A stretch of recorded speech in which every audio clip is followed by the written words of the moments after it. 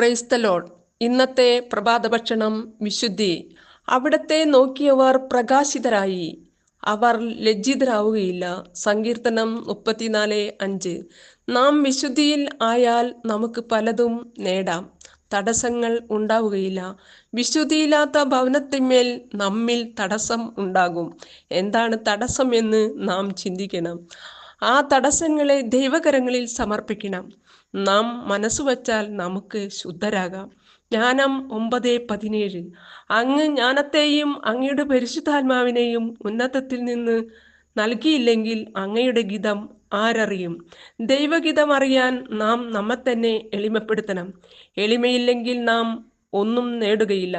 നമുക്ക് ഇഷ്ടമുള്ളവരെ സ്നേഹിക്കാൻ നമുക്ക് ഒരു വിഷമവുമില്ല. എന്നാൽ നമ്മെ വിഷമിപ്പിച്ചവരെ സ്നേഹിക്കാൻ നമുക്ക് ആവുമോ?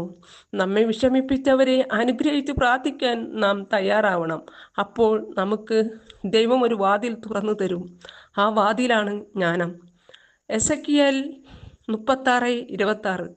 ഒരു പുതിയ ഹൃദയം നിങ്ങൾക്ക് ഞാൻ നൽകും, ഒരു പുതു ചൈതന്യം നിങ്ങളിൽ ഞാൻ നിക്ഷേപിക്കും.